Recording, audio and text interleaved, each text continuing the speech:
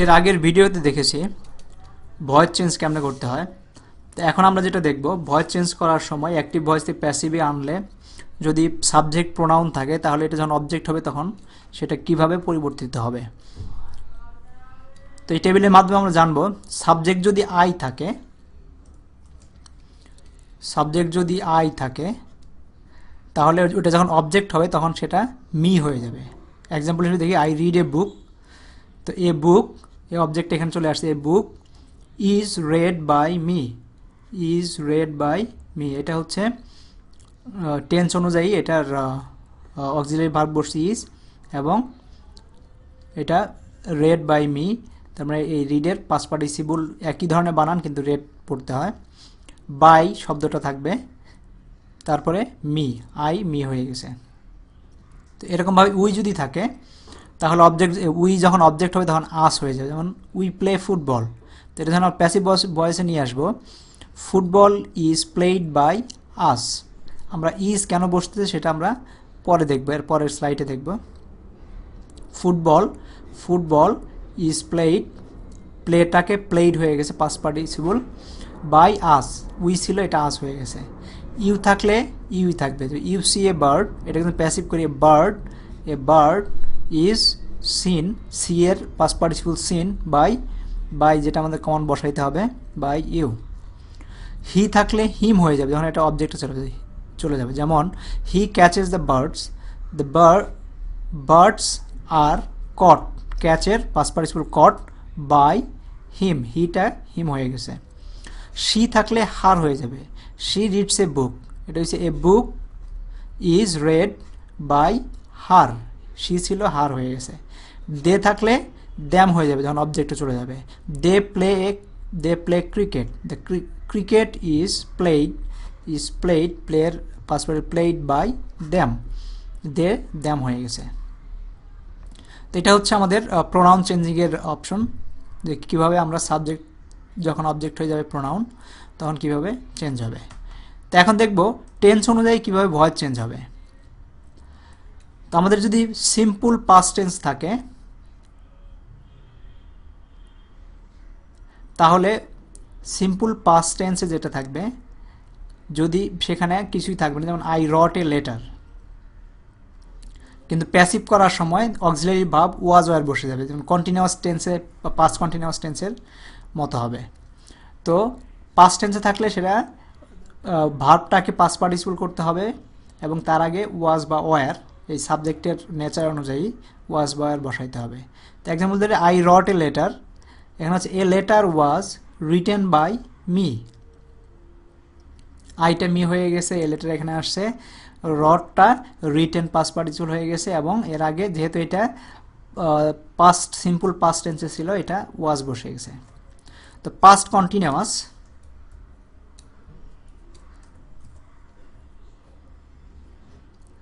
কন্টিনিউয়াসে আমাদের অ্যাক্টিভ ভার্বেই ওয়াজ বা ওয়ার থাকবে, কিন্তু প্যাসিভ করার সময় ওয়াজ ওয়ারের সাথে একটা বিং, আলাদা একটা শব্দ বিং লাগাই দিতে হবে।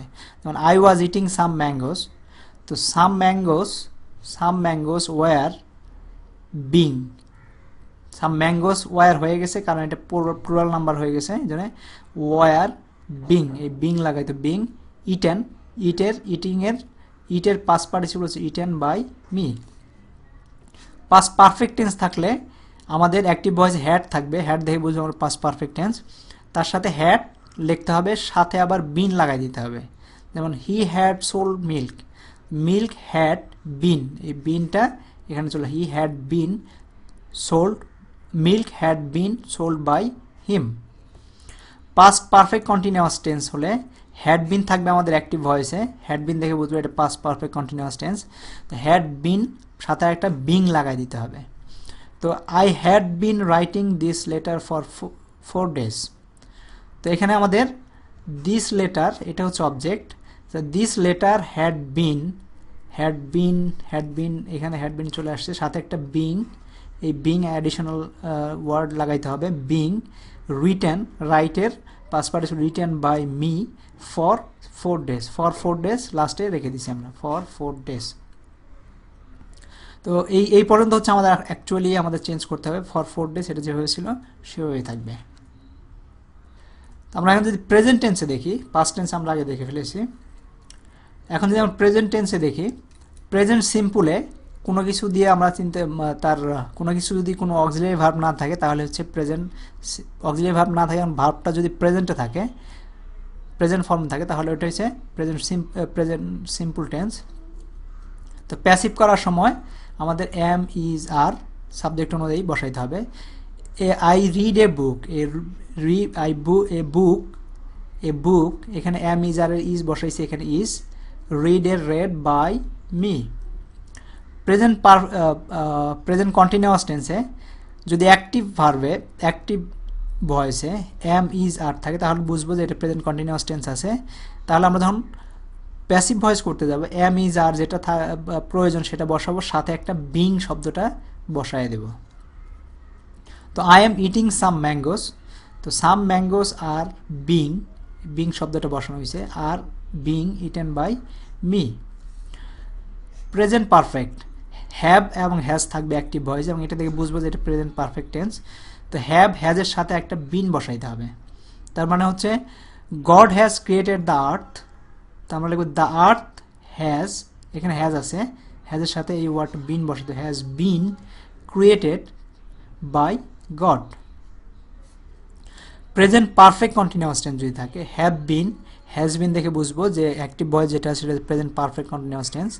তো আমাদেরকে ভয়েস চেঞ্জ করার সময় ভার্বটাকে যখন পাস্ট পার্টিসিপল করো তার আগে হ্যাভ বিন বা হ্যাজ বিন যেটা তার সাবজেক্ট অনুযায়ী হবে তার সাথে বিং শব্দটা লাগাই দিতে হবে। যেমন I have been writing this letter since morning, তো the letter has been being, এই বিং শব্দটা চলে আসে, being written by me since morning.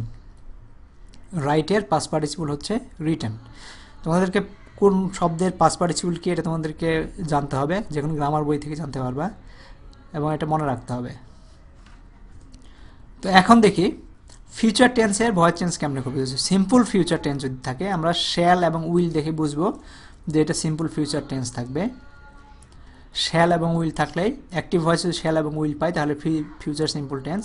তো আমাদের যেটা যখন প্যাসিভ করবো তখন ভার্বের আগে শ্যাল এবং উইল বসাইতে হবে, সাথে বি ভার্বটা বসাইতে, বি লিখতে হবে। So he will sell milk, milk will be verb be sold by him, কিন্তু এই সেলটাকে সোল্ড হয়ে গেছে, এটা পাস্ট পার্টিসিপল হচ্ছে সোল্ড, বাই তো কমন ওয়ার্ড ভয়েসে লাগবেই, বাই হিম। তো ফিউচার কন্টিনিউয়াস টেন্সে শ্যাল বি, উইল বি এগুলো থাকলে দেখে বুঝবো যে ফিউচার কন্টিনিউয়াস টেন্স, এবং তার সাথে আমাদের শ্যাল বি, উইল বি থাকবে, প্লাস বিংটা থাকবে। তো he will be selling milk, এটা লাগবে milk will be being sold by him. তো future perfect tense shall have, will have এগুলো থাকবে অ্যাক্টিভ ভয়েসে, এটা দেখে বুঝবো যে আমরা ফিউচার পারফেক্ট টেন্সে আছি। তো শ্যাল হ্যাভ, উইল হ্যাভ, হ্যাভের সাথে একটা বিন বসাই দিতে হবে। So he will have sold milk by this time, তো এটাকে যদি আমরা করি the milk will have been, এই যে বিনটা been sold by him by this time. তো ফিউচার পারফেক্ট টেন্সে shall have been, will have been দেখে বুঝবো যে আমার future perfect tense active voice আছে। তো এটাকে প্যাসিভ ভয়েস নেওয়ার সময় শ্যাল হ্যাভ বিন থাকবে, উইল হ্যাভ বিন থাকবে, তার সাথে একটা বিং বসাই দিতে হবে।